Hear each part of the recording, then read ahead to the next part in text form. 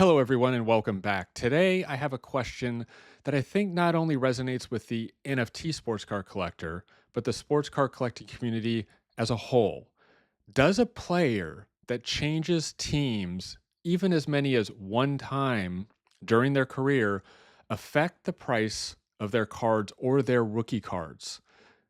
If you go back and a player's having a great career now, but you see that their rookie card is on a different team, or for some reason you just can't even identify with what you see on that card to what the player is or is doing now, does that affect the long-term value?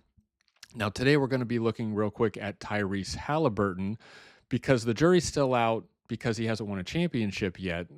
But if you go back to his rookie cards and you see that he's a Sacramento King, even though now with everything he's done with the Pacers, we identify him as a Pacer, do you think that affects the value of his rookie card? Do you think the value of his rookie card would be higher if he had been drafted by the Indiana Pacers? Now, I know there's outliers.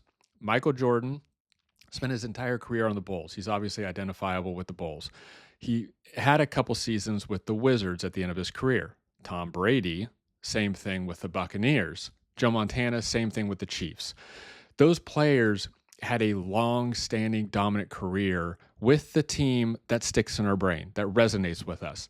They just spent the last year or two of their career at a different team.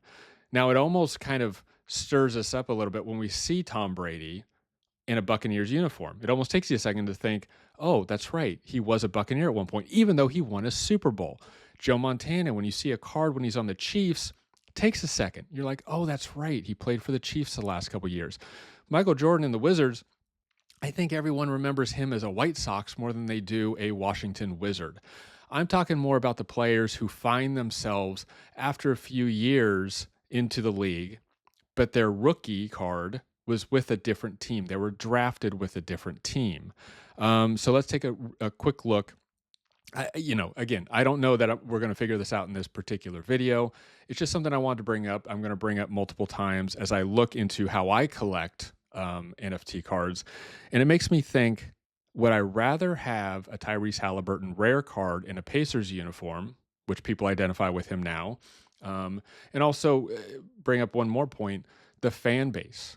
Tyrese Halliburton hasn't really crossed over into the Steph Curry or the Jordan, or he has a ways to go for that, to be identifiable to just the collector and the fan alone. Does it affect the value of his cards with Pacer fans? So if you're a Pacer fan and Tyrese Halliburton is your guy, and you go back to buy a rookie card and he's in a Sacramento Kings uniform, does that psychologically affect how much you want to pay or how much you want to collect that card? Or would you go for like a modern day variation, like a Color Blast or a Kaboom, or like a subset of him in a Pacers uniform that's a little more rare instead? So is there some sort of a crossover? So let's just take a quick look. So obviously, right now we're looking at a card I'm not interested, but is a beautiful NFT. The rarity is obviously a 1 out of 1, but this is his Prism rookie card. The floor price is currently $25,000. I don't know if this is ever sold. Well, it looks like it exchanged hands for $1. I don't know what that's about, but whoever TBO45 is, I don't know if that was part of some sort of trade that they had going on, or if he really just sold the card for $1 because he wasn't too high on Tyrese Halliburton. I don't know, but let's take a look at some of his rookies. And we'll also, as I always do, cross over into the physical world and the PSA population just to see how it's trading in the physical world, because there is a lot of coupling, a lot of crossover of what's hot and what's not in the NFT space as well. So let me remove, actually, we're already in his rookie year. I have the list going from high to low, so we should be in the most rare cards right now. These are a little too expensive. I mean, this is a good start. So like a Tyrese Halliburton out of 99 rookie, floor price is $129. The recent sale, I'm assuming that these will have gone shot up pretty quickly with how well he's been playing, and it looks like it has. It's tripled. These couple sales were low. Then it was about 50 or 60. It's tripled to doubled in about 2 months, which I guess is expected the way he's been playing. Now, if we go to a eBay listing, or let's just go with a PSA crossover. So I always like to start with the silver. For some reason, regardless of what the population of the Prism silver is, those always seem to be pretty liquid cards that people like to collect. So the silver Prism PSA 10 has a population of 433.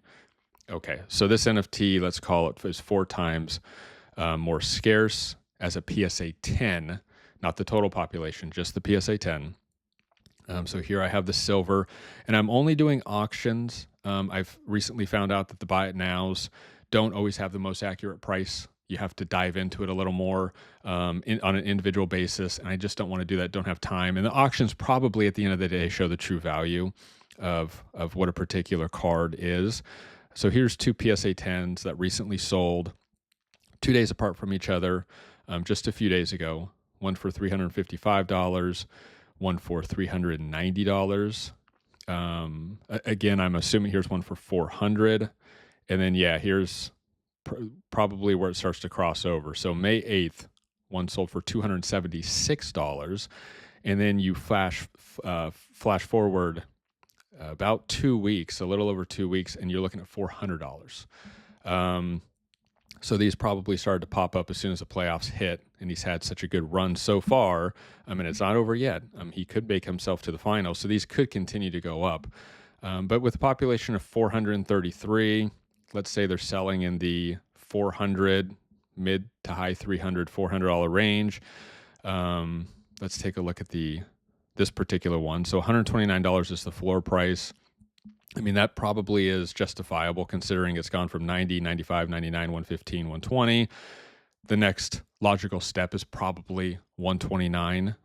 He doesn't look to be slowing down, so that's not a bad option. But again, I know I'm getting into this at the wrong time. You don't necessarily want to get into the card and purchase it at its height, or if he loses the playoffs, does that card go from 129 to 60 overnight? Who knows? But I think I just want to take a look at what was going on with his rookie cards. And it looks like they're still, albeit pretty low. I mean, it's still a pretty manageable for the way he's playing and what he means to the city of Indiana, what he's bringing to that team.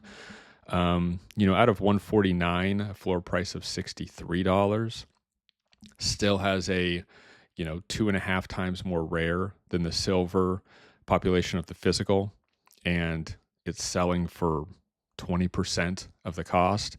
And it's a beautiful NFT. So let's take a look real fast in comparison. Let's go to the year 2023. He's now a Pacer. Prism's a little further along. They have more variations when it comes to the NFTs. Let's go down to a Obsidian Color Blast. So this is of 10. He's on a Pacer, extremely scarce card of 10. I have a couple pulled up from eBay. So these, again, are only auctions that have sold. So one sold April 5th, one sold March 19th. So again, this is back prior to the recent spike we've seen in the past 2 to 3 weeks. One sold for $5. I mean, these two are pretty far apart, but you could even see from March of $816, someone was lucky after that fact to get it for $561. I'm sure it's back up closer to the $800 at this point. But they're both PSA 10s. And if we go to the Tyrese Halliburton, this is the Panini Obsidian Black Color Blast PSA population report. There are 10 PSA 10s. So it's a perfect crossover to what we're looking at with the NFT. This is of 10. This is currently has a floor price of $125. The most recent sale to comp it from is only $40, $35 or $40. It's asking $125, which in comparison kind of makes sense. I mean, it has the same scarcity, and it's already 20% of the price, again, of what the recent ones are selling for on eBay. I mean, if I could get this for $40 even, that would be, I mean, 1/20th of the price of what the current Gem 10s are with the same scarcity. I mean, here, I'll do an offer of that. Well, that makes sense to me. $40 we'll do 1 day. Let's see what Tyrese can do for the rest of the series. I think I love the color blasts. I do like him more in the physical card, oddly enough. They are beautiful, though. You can see in the corner that shimmer happening in the background. I mean, that's just beautiful. The vertical, you get a little more of the player as well. So I think as the digital version, the color blast in the vertical works really, really well. It just gives you a little more. I think in the physical world, that's true as well. I think collectors like the vertical cards more than they like the horizontal. So let's take a look. All right. Well, I put an offer in on that. So, what would you rather have as a collector? And what are your thoughts on what I'm thinking of when I go to collect? What jersey the player's in their rookie season does matter to me because I do think that affects how people collect the card, specifically the fans of that player. Now, if you're a generational talent like a LeBron James, for instance, who's been on 3 teams, you could call it 4 because he went back to the Cavaliers, I don't know.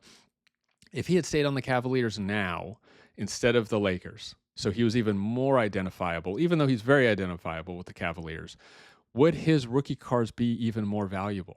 I would argue a little, yes. I know he's reached that level where it really doesn't matter. I still truly believe that if he was even more identifiable as a Cavalier, the same team he was at when he was a rookie, I do believe they would be a little more valuable. But again, he's a unicorn. You can't really compare him to anybody because he's crossed over. So he's just identifiable as one of the greatest athletes and winners of all time. What are your thoughts? Please comment in this and I'll respond to see if it's only me or if other people feel the same. And like and subscribe. And I hope you enjoy the content and I'll see you next time.